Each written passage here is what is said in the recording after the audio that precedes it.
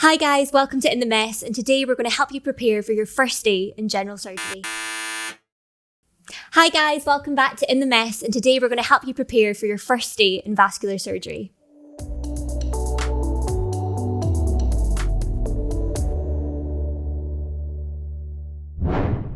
So to start off, can you both tell me who you are and what do you do? Yeah, so my name's Stacey. I'm the Physician Associate in Vascular Surgery in Aberdeen Royal Infirmary, and I've been there for around 3 years, coming up for 4 years. I'm Martin, one of the Vascular Clinical Teaching Fellows in Vascular Surgery in Aberdeen too. Awesome. So what is vascular surgery? So vascular surgery is surgery that we do on any of the blood vessels outside of the heart and the brain. So anyone who needs improved blood supply, we'll see them, assess them, and maybe offer them an operation. So the way that I always try and think of it in my mind is it bleeding or is it blocked? And then that kind of funnels you into the right direction. And if you had to kind of sum it up or paint a picture for me, what kind of patients do you typically see every day? So most of our patients are pretty sick. They're pretty comorbid. They've all got ischemic heart disease, have had strokes, have got diabetes, because they're all risk factors for developing peripheral arterial disease. So it's not your fit and well patients that you might find on some of the orthopedic wards or general surgery wards. So there are things you've got to look out for, people becoming more unwell, but they're fit enough for surgery. So, you know, they're easy to look after. Yeah, generally the patients that you see, you're with them for a long time because vascular surgery comes with its own challenges in terms of social issues and things, because we do a lot of life-altering operations like amputations, for example. And so the social factors are a lot more important, I guess, in terms of when you're taking your histories from your patients, understanding how you're going to admit them and then how are you going to get them home again. So you get to know them for a long time because normally, and they need a lot of rehab as well and a lot of input from the physios, the OTs. It's a big team that's involved with every patient. And for me, starting out, what would a typical day be like? Can you run me through what would be happening and what would be expected of me? So like any surgical ward, you start a little bit earlier than you would do on medicine. So it's an 8 a.m. start, and then it's a fairly swift ward round, quicker than you'd find on the general medical ward. But we do take time at patients. We make sure that they are well, and it's not just about the operation they've had. It's about looking for complications and any other things that was going on with their comorbidities. So you do need to be aware of any changes with your patients, and that's the type of thing we'd be expecting you guys to look out for. Stacey, on a ward round, what would you be expecting the FY1s to be doing? Yeah, so the FY1s, I think a lot of what you have to understand is that these patients have a lot of chronic conditions, and so that when they go home, you know, they're not going to be too far off of their baseline when they're in hospital. So you're looking through their Cardex, making sure that they're on best medical therapy, you know, they're on all the things that are going to maintain the level that you've got them at as an inpatient, so that when they go home, they've got the best chance of not getting worse disease in their arteries and coming back with deteriorating. And then after the ward round, you'll have generated lots of jobs that you need to do, and just slowly work through those, respond to the nurses if they say that they're not sure about somebody. But the biggest thing is, as we've already said, they're very sick patients who've undergone surgery or might be undergoing surgery. So if anyone becomes unwell, or you're worried about anyone, or you don't know what to do, just pick up the phone and phone a senior. That could be the junior middle grade, it could be the registrar on call. But if they're in theatre, just phone the boss. No boss is going to be upset about being phoned if you can't get hold of someone else and you're worried about a sick patient. So as we said in the first day in being a doctor, if you're not sure and you're worried, phone for help. And I think on the other side of that as well is that you're not always going to have a senior on the ward with you. They might be in clinics, they might be in theatre. And so I think it's really important to identify who is next up the chain if you do need help and where are they going to be. So I think what's really important whenever you're in any surgical specialty is what theatre are they based in, and do you know the number? Are you able to contact someone if you need help? Are they in the building? They might be doing on-call overnight from home, for example, if you're on a night shift on your own. So I think it's just really important to try and, you know, make sure that you know who you're going to if you do have a problem. And everyone's generally very approachable, so just shout if you need anything. And you've obviously mentioned your patients are quite comorbid. Sometimes they can become a bit more sick. Are there any typical emergency presentations you would want a junior to be aware of? So split that into kind of the medical emergencies and the surgical emergencies. So we'll start with the medical emergency. So quite often some of our patients have strokes post-op or MIs or have poorly controlled diabetes. As the reg on call, I want to know about all of those straight away. If you don't feel comfortable managing them, and if you do, so that then we can give you a hand, just check in that you're doing all the right stuff, and then refer on to other specialties if we need to, because most of our patients would get admission to general medicine in their own right without having a surgical problem. Surgical emergencies are bleeding or an acute interruption to the blood supply to the leg, most likely. And if you're just concerned something's not right, again, phone for help. One of us can come and have a look at the patient, and we can either put your mind at rest or provide a plan to sort out what's going on. Yeah. And I think just being really suspicious of everyone all the time, because things present a little bit differently. So for example, if there's an older lady that's been diabetic for many years, like sitting in bed, and she's a bit sweaty and she's got no appetite, well, why does she have no appetite? Because she had an appetite this morning at breakfast. Is she having a silent MI? Is her blood glucose okay? I think you just need to be constantly assuming that you're missing something because these patients are so unstable, so that you therefore don't miss anything, you know. And say I do my vascular job and I really enjoy it, how would I then progress in that specialty?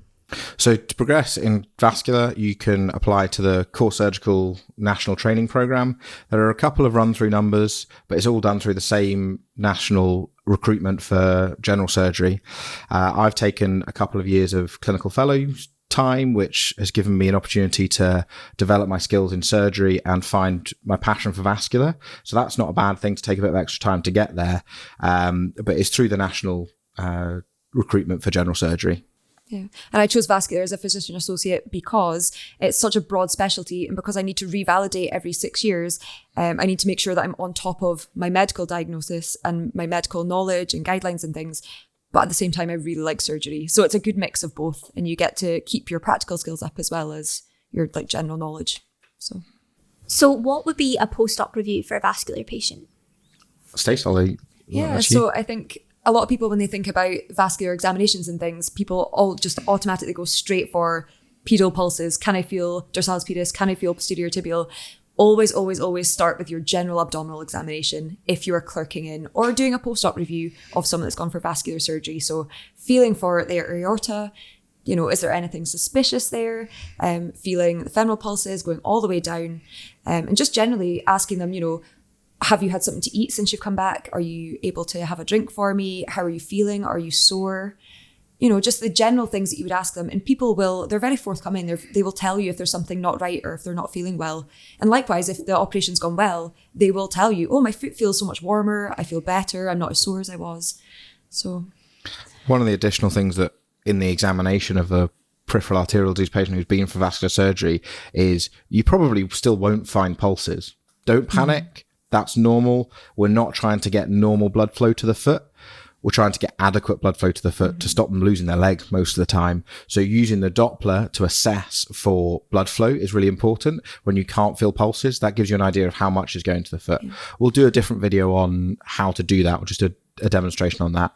But it's really important you do that. It's also really important that when you're doing a post-op review, you look at the op note, because the op note is going to tell you what the surgeon wants to be done overnight. And quite often these patients spend 2 or 3 hours in recovery because they've probably had an unstable course during their operation.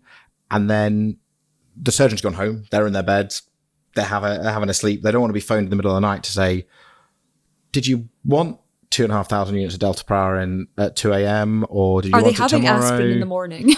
And things like that you, if by reading the op note, you can find that out. So find the op note, find the post-op instructions, and make sure the patient's safe. Yeah. I guess on the back of that as well is the post-op note will generally have what pulses and signals are you expecting to find, so that when you go and see the patient and you're like, oh my God, I can't feel a DP. Well, but are you expecting to feel a DP?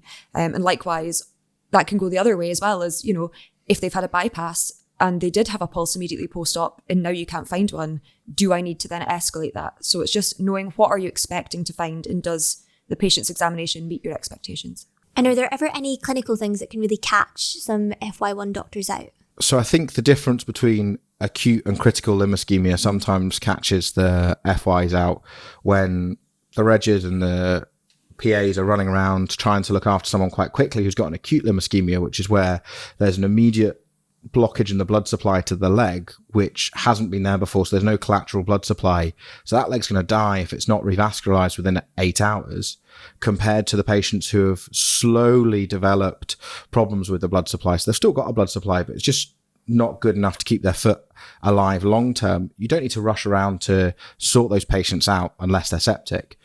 But recognizing the unwell patient, and when your reg is moving and trying to organize theatre, you need to get things done, like a quick clerking. Don't do a full clerking at that point. The social history at that moment isn't important. It's about getting an ECG done, bloods off, when the last meal was, and then important medical history, so that we can get into theatre, get the operation done, and then afterwards remembering that stuff still needs to be done. Mm-hmm. Yeah. And I guess like making that part of your post-op review, you know, when you're looking at their drug cardex, do they have all the medicines on it for the next morning?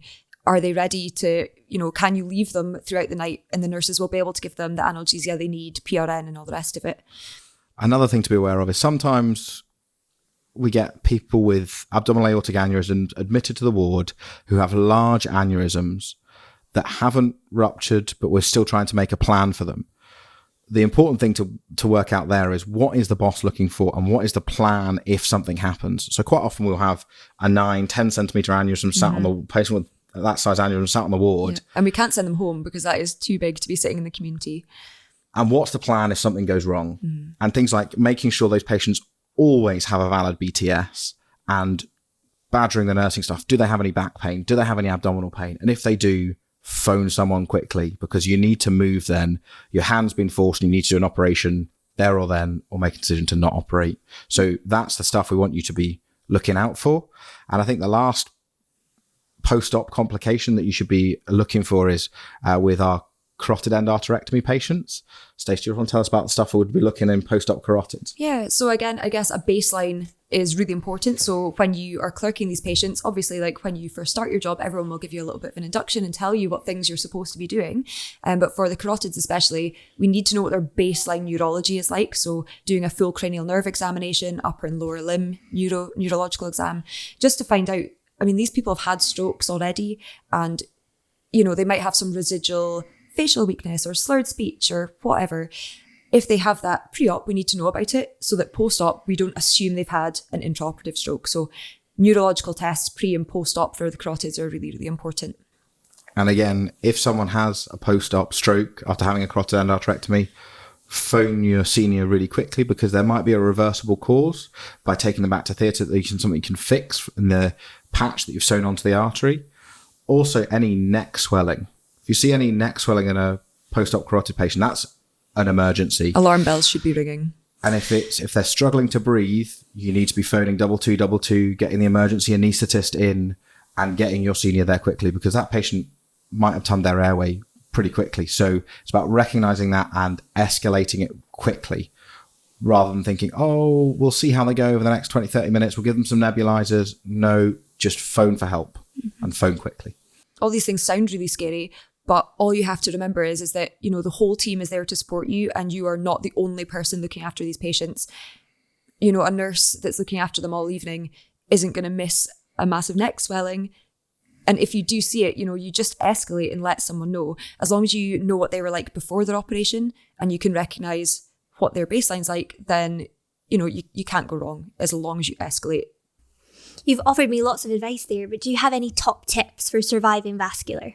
Make friends with nurses. That is the number one top tip. The nurses are your best friends when you're on the ward. They will help you with, you know, if you're unsure of medication doses, what to reconstitute drugs with. They're excellent at dressings care, wound care. They know all about the patient's family. They are just your oracle for when you're on the ward. So definitely make friends with them in the first instance. Throw yourself into it. Become part of the team. Mm-hmm. So a lot of the consultants and senior nurses and physios and OTs have been there for years. So it can sometimes feel a little bit intimidating trying to get yourself into the team. But if you throw yourself at it and become a member of the team, then they'll respect you, they'll give you advice, and you'll be a working cog within the machine, and you will enjoy it a lot more as well. Yeah. And people don't mind being asked, and people don't mind helping, and, you know, seeing that you will come and ask them questions and you're happy to take advice from different members of the team, I think is really positive as well. So, yeah. I think a lot of foundation doctors get really scared of vascular patients because they can be quite difficult for access. Have you got any points on how we could troubleshoot that, or what's best to do in those scenarios? So sometimes ask the patient, where do people normally get access on you? Because a lot of them will know. And this will not be the first time that someone's failed to get access as well. I think it's important to know. And try yourself. If you struggle and you can't get access, then escalate to the junior middle grade, the PA, the registrar, whoever's around to give you a hand. If you're comfortable doing ultrasound guided access, that can be helpful. One point on access with our renal patients in particular, if they have a fistula on one side, please don't put access in that side because you could end up ruining that fistula. And if we're saving an arm for a fistula creation, also try and avoid putting a cannula in that. And if you have to, do it on the advice of a senior before you do it. Mm-hmm. The patients will all know, all the renal patients won't let you touch their arm that's got a fistula or that's being saved for a fistula. But again, if you're struggling, just ask for help. So I hope that was really helpful for you today. Don't forget to hit like and subscribe so you never get stuck on shift.